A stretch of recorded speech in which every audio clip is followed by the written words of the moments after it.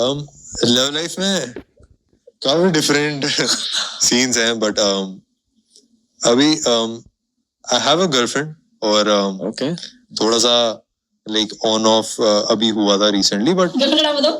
Think of the name of your girlfriend. Think of the first letter. Does it start with the letter S?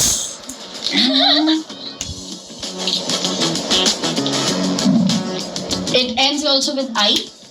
Hey everyone, तो जैसे कि आपको पता ही होगा ये टैग बर्नर है और ये है इनकी एक्स गर्लफ्रेंड सिद्धि, जिनके अभी काफ़ी ऐसे र्यूमर फैल रहे हैं कि टैग बर्नर हैं जो इन्होंने अपनी गर्लफ्रेंड को चीट किया है और किसी दूसरी लड़की के साथ शादी कर ली है। जी हाँ दोस्तों, इनका 6 ईयर का इनका रिलेशनशिप था और 6 ईयर के बाद अब टैग बर्नर को सिद्धि जो है वो टॉक्सिक लगने लगी है और इनका कहना है कि हमारी रिलेशनशिप जो है वो बहुत ही टॉक्सिक हो गई थी। अरे भाई, जिसने तुम्हारा तब साथ दिया जब तुम कुछ भी नहीं थे और 6 साल का इसका जो बंदी का प्यार था वो तुम्हें नहीं दिखा, अब वो तुम्हें टॉक्सिक लगने लगी है और तुम अचानक से जिससे तुमने शादी कर ली है वो तुम्हें अच्छी लगने लगी है, उनके साथ तुम्हारा सब मैच हो रहा है। तो ऐसी क्या इसमें प्रॉब्लम थी जो तुम्हें ये टॉक्सिक लगने लगी है? 6 ईयर का रिलेशनशिप था इसके साथ और सिद्धि अपने जो इंस्टाग्राम अकाउंट है उस पर काफ़ी टैग बर्नर के साथ वीडियो पोस्ट करती थी, स्टोरी लगाती थी, फ़ोटोज़ वगैरह सब कुछ अपडेट देती थी। बट रिसेंटली जब लोगों को लगा कि सिद्धि ने अचानक से फ़ोटोज़ डिलीट कर दी, सारी स्टोरीज डिलीट कर दी, तो लोगों को थोड़ा डाउट हुआ कि शायद इनका ब्रेकअप हो गया, ये दोनों एक दूसरे से अलग हो गए। बट रिसेंटली इन्होंने 1 ही साल के अंदर किसी और लड़की से शादी कर ली और किसी और के साथ हो गया। मतलब सिद्धि को तो इन्होंने चीट ही कर दिया ना एक तरफ से। तो कैसे लोगों को ये यकीन नहीं आ रहा है कि कैसे इन्होंने सिद्धि को चीट करके दूसरी लड़की से शादी कर ली, क्योंकि जितना सिद्धि ने इन्हें सपोर्ट किया है इतना शायद ही कोई इन्हें करेगा। तो लोगों का बस यही कहना और कुछ कमेंट करिए, पूरे मर्द समाज को झूठा बना दिया इस बंदे ने। Support him ate his sukhi roti and see him choosing someone else one got she's mahal. What a player man wanted to say congratulation but you failed. Struggle किसी और ने देखा और सक्सेस किसी और ने। You are man. इसलिए बहुत बोलते हैं पैसे इंसान का सोच बदल देते हैं, पैसे स्टेटस देख के किसी को पसंद नहीं करना चाहिए। इसने बोला टॉक्सिक जा रही है इसलिए ब्रेकअप कर लिया। I am shock to see all this YouTubers congratulation him pretending they are obvious to the situation. Same on you guys. कैसे कोई ऐसा कर सकता है? आखिर अपने 6 साल के रिलेशनशिप को कोई कैसे चीट कर सकता है?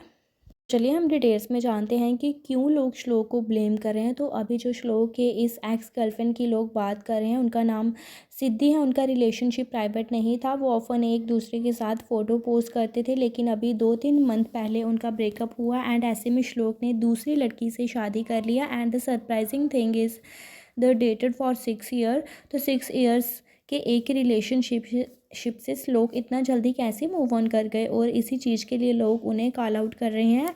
इवन श्लोक की जो ये एक्स गर्लफ्रेंड है उससे कुछ दिन पहले एक स्टोरी पोस्ट किया था, यहाँ उसने बोला था the past few days have been really heavy. I lost my cousin brother to a heart attack and with him being newly married it's been an incredibly painful time for my family. On top of that something else happen and my discuss comment and even WhatsApp over and over again just make it hard to process. I hope you understand if I need some space right now। अब हम सब लोग ये guess कर रहे हैं कि जो ये समथिंग एल्स हैपन इन्होंने बताया वो श्लोक के मैरिज की ही बात कर रही थी। अभी अगर आप लोग सिद्धि का इंस्टाग्राम अकाउंट चेक करेंगे वहाँ पर आपको श्लोक की कोई भी पिक्चर या कुछ भी स्टोरी नहीं मिलेगी, जो कि सिद्धि ने डिलीट कर दी है because he use to like Siddhi post. But हाँ, अपने अकाउंट से वो कभी भी पोस्ट नहीं करते थे, बट सिद्धि रेगुलरली उनकी पिक्चर्स पोस्ट करती थी, उनके साथ रील एंड ऑल वो पोस्ट करती थी। और इसलिए जो श्लोक को क्लोजली फॉलो करते हैं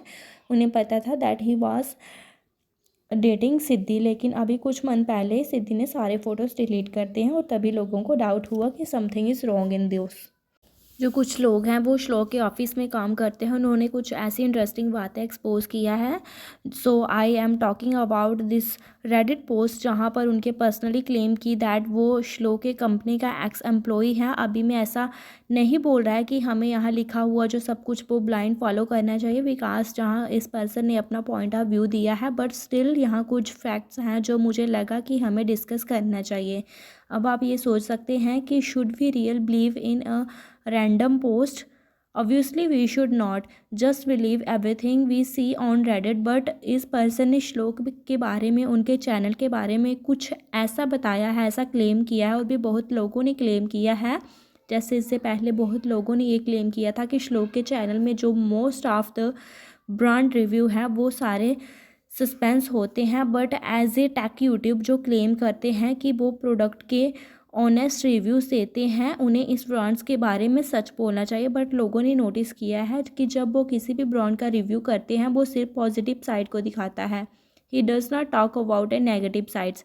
और इस चीज़ के लिए लोगों को ऐसा लगने लगा दैट ये सारे पेड प्रमोशन है, और आप हाथ में पकड़ोगे ये बहुत ही ज़्यादा डिफरेंट फील होता है। ऐसा फील मैंने अपने जीवन में और किसी भी स्मार्टफोन को पकड़ के नहीं करा। लोग ख़रीदेंगे वो सब नोटिस करेंगे, जैसे इसको हाथ में पकड़ो ना, ये बहुत ही ज़्यादा कॉम्पैक्ट फील होता है हाथ में, मतलब इसकी ग्रिप बहुत अच्छी आती है, आवाज़ भी है, बेस भी अच्छा है, इम्प्रेसिव स्पीकर, मज़ा आया भाई। आपको जो गाने वाने सुनाएगा इस वाले में, देखो मौज मस्ती के लिए, ये सब भी वो दिखाते थे। उसका नेगेटिव साइड उन्होंने कभी भी नहीं दिखाया। तो ऐसे में लोगों को यही लगता है कि ये सिर्फ पेड प्रमोशन के लिए करते हैं। लोगों को इस चीज़ों की जो चीज़ें दिखाती हैं, जिसका पेड प्रमोशन करते हैं, वो उसकी नेगेटिव चीज़ नहीं दिखाते हैं, सिर्फ और सिर्फ उसके पॉजिटिव ही दिखाते हैं। तो तभी लोगों ने ऐसा क्लेम किया है। तो दोस्तों आपको क्या लगता है टेक बर्नर की वीडियोस को देख के? आपको क्या लगता है कि वो सिर्फ नेगेटिव चीज़ें बताते हैं, या मतलब पॉजिटिव बताते हैं, या सिर्फ नेगेटिव भी बताते हैं? आई थिंक वो सिर्फ पॉजिटिव ही बताते हैं, नेगेटिव चीज़ उन्होंने कभी भी नहीं बताई है।